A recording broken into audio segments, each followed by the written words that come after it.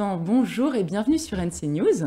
Bonjour. Merci d'avoir accepté notre invitation. Alors, tu t'appelles Nathan Di Matteo, tu as 14 ans, tu es en 4e au collège de Tuban et tu as une passion assez particulière qui est d'être fan de météorologie.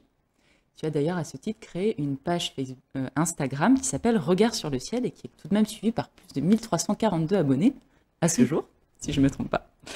Alors, on t'a invité pour savoir un petit peu d'où vient cette passion pour la météo et comment tu en étais venu à faire cette page. Donc, bah voilà, comment est-ce que tu es tombé là-dedans, la météorologie? Ça fait longtemps que tu t'y passionnes? Ça fait depuis l'âge de 7 ans que je suis passionnée par la météo. C'était surtout un cyclone qui m'avait marqué. C'était le cyclone Pam, c'était en 2015. Et j'avais beaucoup suivi ce phénomène. Et après, depuis, je suis ce qui se passe en Nouvelle-Calédonie et dans le monde. Partout ailleurs aussi, ça Partout t'intéresse? ailleurs, oui. T'as des phénomènes météorologiques qui te plaisent plus particulièrement, les cyclones? Oui. Ouais, ça te passionne. Et j'ai cru comprendre par ta maman que c'était peut-être génétique finalement, parce qu'il y a ton grand-père qui était fan de météo aussi, mais que tu n'as pas connu? Non, je ne l'ai pas connu, mais il était fan de météo. Il travaillait à la météo, oui. D'accord, donc finalement, tu suis un peu ses traces Oui. avec d'autres moyens. Et comment tu travailles alors? Est-ce que tu t'inspires de ce que fait Météo NC? Est-ce que tu regardes d'autres modèles? Comment tu procèdes?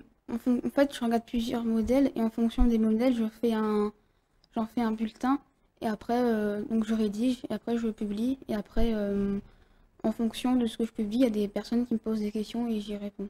D'accord, et tu reçois beaucoup de contacts tous les jours, de gens qui te demandent quel temps il fait faire? Pas mal, oui.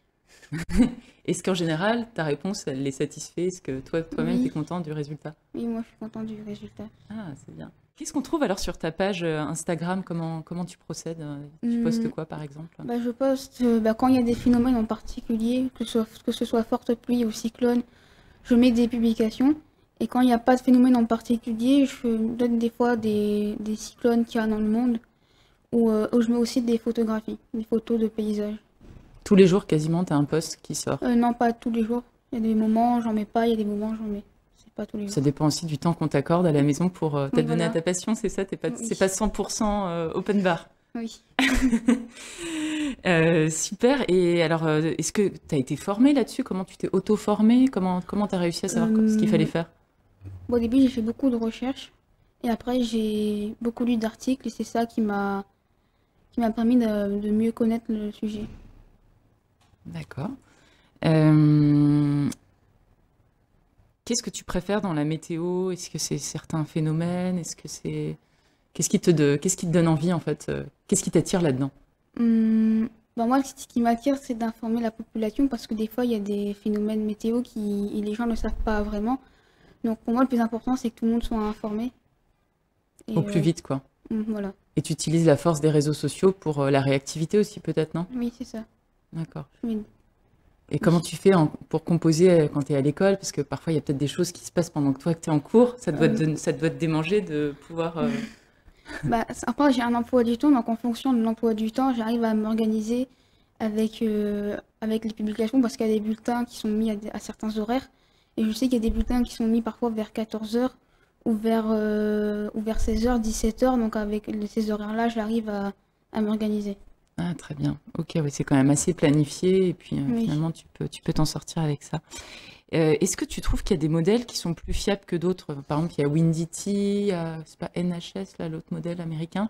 Mm. Est-ce que tu trouves, par l'expérience, qu'il y en a qui sont plus Moi, je fiables? trouve que les modèles américains, pour moi, ils sont plus précis, notamment sur le vent. Quand il y a une trajectoire des cyclones, le vent est bien indiqué. Donc, et après, sur les trajectoires, je trouve qu'ils ont souvent raison. Mais après, ça arrive qu'ils se trompent. Mais moi, je suis Venditti et les Américains, pour moi, ça me convient et j'arrive à avoir des trajectoires différentes, mais après qui se confirment. Ouais, ce qu'on avait vu, par exemple, sur Niran, il me semble qu'il y avait des modèles qui étaient quand même assez différents. Mm. Et finalement, je sais plus lequel avait le plus raison, mais c'était En fait, peut-être... au début, il faisait pas passer aussi près. Il faisait prendre une trajectoire qui l'amenait vers l'Australie. Et au final, il y avait un modèle, c'était les Américains qui faisaient passer près de la côte ouest. Et du jour au lendemain, tout le monde l'a fait passer comme ça. Et Ah au ouais, final, ça a été la vraie trajectoire. ok. Alors, autre phénomène là qui arrive en ce moment, c'est la Niña. On nous dit que ça va être pluvieux. Tu sais, toi, t'anticipes les choses comment là pour la suite jusqu'à la fin de l'année? Ou le début de Euh, l'année prochaine, c'est peut-être le début de l'année prochaine, non, qui va être pluvieux. Après, la lignée, elle est en place depuis septembre. Le mois d'octobre, il a été très pluvieux, enfin plus pluvieux que prévu parce qu'on avait dit, hein, c'était le mois d'octobre, c'était plus un mois sec. On ne devait pas beaucoup avoir de pluie et c'était à partir de novembre, décembre, janvier que c'était censé être le plus gros et finalement ça n'a pas été le cas. Parce qu'en octobre, il y a eu 3 épisodes pluvieux. Donc certains disent que ça signifie pendant le plus gros, va plus fort que l'on pensait et d'autres disent que ça sera la même intensité. Et toi, t'en penses quoi? T'as un avis déjà? Hum, T'es pas maman, devin non plus, mais bah, moi, à mon avis, je pense que ils avaient dit une lignée de faible intensité. J'aurais plus dit une intensité modérée que faible, parce que si en octobre on a déjà beaucoup de pluie, en janvier on en aura plus. d'accord, ok. Et on arrive à anticiper à combien de temps sur la météo? Toi, les prévisions que t'as au plus loin, c'est quoi? On a des prévisions, donc sur les modèles, on a des prévisions de 15 jours. Après, plus on va loin et moins c'est sûr. Et sinon, sur la météo France, on a des prévisions d'une semaine. D'accord. Donc Qui toi, tu sont- t'inspires tout ça, tu fais un petit patchwork et puis Oui, c'est ça. tu t'improvises avec ça. Alors j'ai entendu dire aussi qu'une fois à Noël, au lieu de demander une Nintendo ou une Switch, t'avais demandé une station météo. Oui, c'est ça. C'est ça? Donc t'en as Oui. une que tu utilises tous les jours. Qu'est-ce que tu regardes dessus? Comment tu Bah, l'utilises? je regarde les données qu'elle indique. Et après, quand c'est des pluies, bah, je mets sur Instagram les données qu'elle a enregistrées. Par exemple, il y a les cumuls de pluie en 1 heure et en 12 heures et en 24 heures. Et après aussi, quand il y a des épisodes pluvieux, je calcule les cumuls de pluie et je regarde on a eu combien de millimètres de pluie au total. Elle mesure quoi en fait ta station météo? Elle L'humidité, mesure le vent? l'humidité, le vent, la pluie et la température. Et Et tout ça, tu et la sais pression. l'analyser. Oui, ça je sais le faire. Et donc tu croises tout ça avec les autres infos que tu peux avoir et Oui, tu fais une petite météo localisée sur chez toi. oui, c'est ça. Super. Donc chez toi, en fait, si on te punit de quelque chose, c'est de priver d'internet. Tu peux plus regarder la météo, C'est c'est ça? ça. Aïe aïe aïe, dur dur.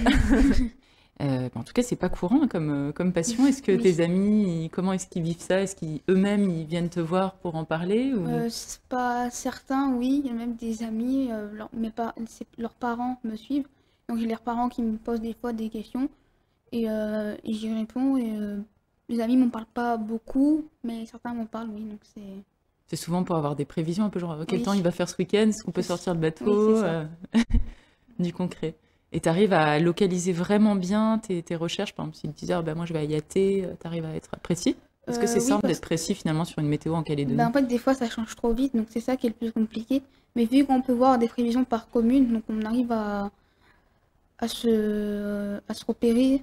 Et des fois, ça dépend. Si des personnes me le disent pour la semaine prochaine, dans ce cas-là, 2 jours avant la date qu'ils m'avaient indiquée, je les recontacte parce que ça change souvent. Et après, finalement, à chaque fois, ça se confirme et ils sont contents, ils me le disent. Moi, j'ai des retours positifs. Très bien. Est-ce que c'est un métier que tu envisages pour la suite ou tu Ça, sais je ne pas? sais pas encore. C'est pas encore, c'est un peu J'hésite. tôt. Oui, T'hésites entre plusieurs choses. oui, T'as plein de passions à côté aussi. oui. Bon, bah écoute, merci beaucoup pour tous ces échanges qui étaient bien intéressants. Et puis, ben, on espère te revoir très bientôt. Et Oui. on va profiter aussi de cette interview pour montrer un peu ta page, voir comment ça se passe concrètement, ce que tu mets en image. Ok. Merci beaucoup et puis Merci à à vous. très bientôt. Au revoir.